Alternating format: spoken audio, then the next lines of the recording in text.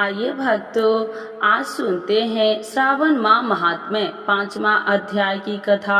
तो एक बार बोलिए प्रेम से शिव जी की जय, माता पार्वती की जय, गौरी पुत्र गणेश भगवान की जय। श्रावण मास में किए जाने वाले विभिन्न व्रत अनुष्ठान और रविवार व्रत वर्णन में सुकर्मा द्विज की कथा। ईश्वर बोले, हे सनत कुमार, करोड़ों पार्थिव लिंगों के महात्म्य तथा पुण्य का वर्णन नहीं किया जा सकता। जब मात्र एक लिंग का महात्म्य नहीं कहा जा सकता तो फिर करोड़ों लिंग के विषय में कहना ही क्या। मनुष्य को चाहिए कि करोड़ों लिंग निर्माण असमर्था में 1,00,000 लिंग बनाए या 1000 लिंग या 100 लिंग ही बनाए।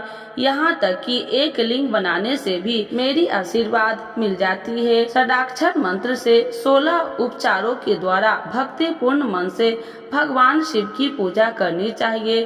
ग्रह आज्ञा के साथ उद्यापन करना चाहिए। उसके बाद होम करना चाहिए और ब्राह्मणों को भोजन कराना चाहिए। हे सनत कुमार, इस अनुष्ठान को करने वाले की अकाल मृत्यु नहीं होती। यह व्रत बाझपन को दूर करने वाला, सभी विपत्तियों को नाश करने वाला तथा सभी संपत्तियों को वृद्धि करने वाला है। मृत्यु के पश्चात यह मनुष्य कल्प पर्यंत मेरे समीप कैलाश वास करता है। जो मनुष्य श्रावण मास में पंचामृत से शिव जी का अभिषेक करता है, वह सदा पंचामृत का पान करने वाला, गोधन से संपन्न, अत्यंत मधुर भाषण करने वाला तथा त्रिपुर में शत्रु भगवान शिव को प्रिय होता है। जो इस मास में अनुदन व्रत करने वाला तथा अविश्यात ग्रहण करने वाला होता है, वह बराही आदि सभी प्रकार के धान्य का सच्चे निधि स्वरूप हो जाता है। पत्तल पर भोजन करने वाला श्रेष्ठ मनुष्य पूर्ण पात्र में भोजन करने वाला तथा शाक को त्याग करने से साग करता हो जाता है। श्रावण मास में केवल भूमि पर सोने वाला कैलाश में निवास प्राप्त करता है। इस मास में एक भी दिन प्रातः स्नान करने से मनुष्य को 1 वर्ष स्नान करने के फल का भागी कहा गया है। इस मास में जितेंद्रिय होने से इंद्रिय बल प्राप्त होता है। इस मास में फटिक, मृत्तिका, मकर तमनी, धातु, चंदन, नवनीत आदि से निर्मित अथवा अन्य किसी भी शिवलिंग के साथ ही स्वयं अभिभूत न हुए लिंग में श्रेष्ठ पूजा करने वाला मनुष्य सैकड़ों ब्रह्म हत्या को भस्म कर डालता है। किसी तीर्थ क्षेत्र में सूर्य ग्रहण या चंद्र ग्रहण के अवसर पर 1,00,000 जप से जो सिद्धि होता है, वह इस मास में एक बार के जप से ही हो जाती है। अन्य समय में जो 1000 नमस्कार और प्रदक्षिणा की जाती है, उनका जो फल होता है वह इस मास में एक बार करने से ही प्राप्त हो जाता है। मुझको प्रिय इस श्रावण मास में वेद पारायण करने पर सभी वेद मंत्रों की पूर्ण रूप से सिद्धि हो जाती है।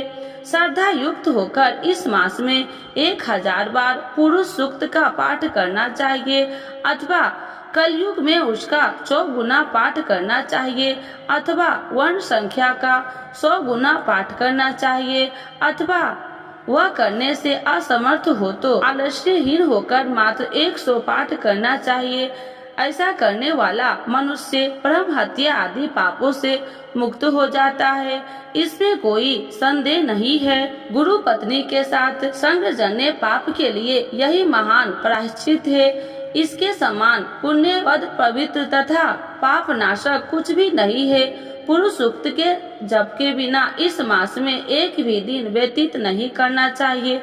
जो मनुष्य इस फल को अर्थवाद कहता है, वह नरकगामी होता है। इस महीने में समिधा, चारू, तिल और घृत से गृह यज्ञ होम करना चाहिए। शिव के रूप के भली भांति ध्यान आदि करके धूप, गंध, पुष्प, नैवेद्य आदि से पूजन करना चाहिए और अपने सामर्थ्य के अनुसार कोटि होम, लक्ष्य होम अथवा 10 सहस्त्र होम करना चाहिए। ओम भुवः, ओम भुवः, ओम स्वः के साथ तिलों के द्वारा भी यह ग्रह यज्ञ नामक होम किया जाता है। हे सतन कुमार, इसके बाद अब मैं वारों के व्रतों को वर्णन करूँगा, आप सुनिए। हे अघम, उनमें सर्वप्रथम मैं आपको रविवार का व्रत बताऊंगा। इस संबंध में लोग एक प्राचीन इतिहास को कहते हैं। प्रति परिष्ठानपुर में सुकर्मा नामक एक दिज्य था।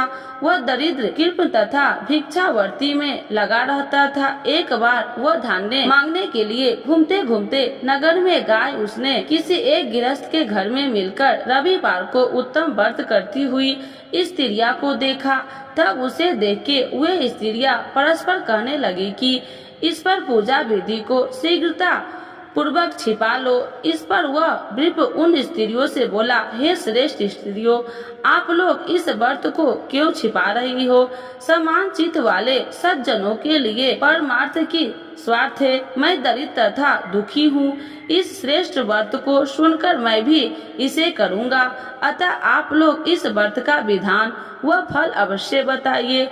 स्त्रियां बोली, हे द्विज, इस व्रत के करने में आप उन्माद तथा परमाद करेंगे अथवा भूल जाएंगे अथवा इसके प्रति अभिभक्ति या अनस्थाई रखने लगेंगे। अतः आपको यह व्रत कैसे बताऊं? उनकी यह बात सुनकर उनमें जो एक बूढ़ी स्त्री थी वह उस ब्राह्मणों से व्रत तथा व्रत की विधि बताने लगी। एक ब्राह्मण श्रावण मास के शुक्ल पक्ष की प्रथम रविवार को मौन होकर उठ के शीतल जल से स्नान करके उसके बाद अपना नित्य कर्म संपन्न करके पान के एक शुभ दल पर रक्त चंदन से सूर्य के समान पूर्ण गोलाकार 12 परिधियों वाला सुंदर मंडल बनाए। उस मंडल में रक्त चंदन से संज्ञा सहित सूर्य का पूजन करे।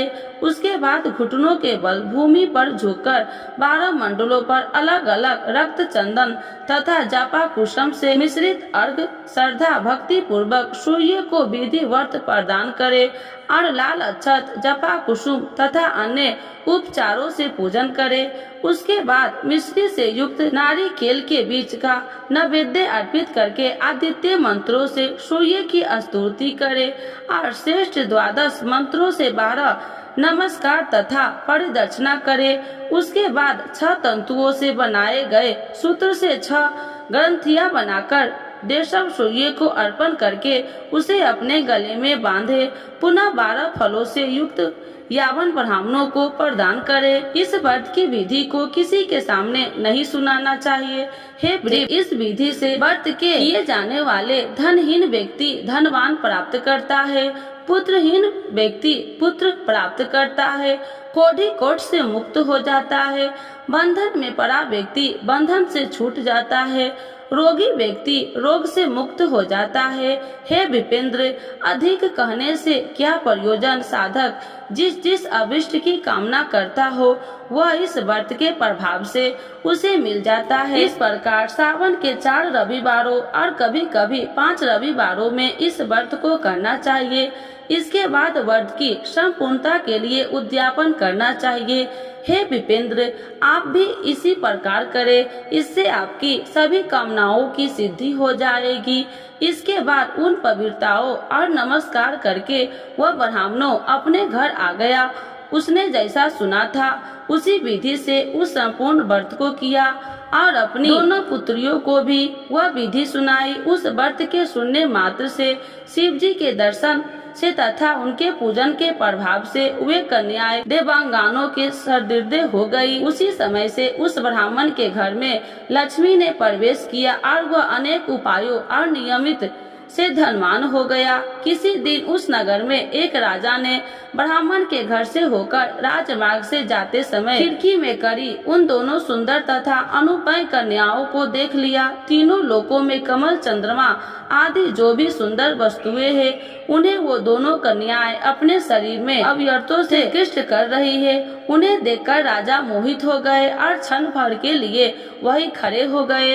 ब्राह्मण को शीघ्र बुलाकर उन्होंने दोनों कन्याओं को मांग लिया। तब उस ब्राह्मण ने ही हर्षित होकर दोनों कन्याओं राजा को प्रदान कर दी। उस राजा को पति रूप में प्राप्त करके वे कन्याएं भी प्रसन्न हो गई। वे स्वयं इस व्रत को करने लगी और पुत्र पौत्र आदि से संपन्न हो गई। हे मुने महान, ऐश्वर्य देने वाले, इस व्रत को मैंने आपसे कह दिया। हे विधि नंदन, जिस व्रत के श्रावण मास में मनुष्य सभी मनोरथों को प्राप्त कर लेता है, उसके अनुष्ठान करने के फल का वर्णन कैसे किया जाए। इस प्रकार श्री स्कंद पुराण के अंतर्गत सनत कुमार संवाद में श्रावण मास 5वां अध्याय पूर्ण हुआ। तो एक बार बोलिए प्रेम से शिव जी की जय, माता पार्वती की जय, गौरी पुत्र गणेश भगवान की जय।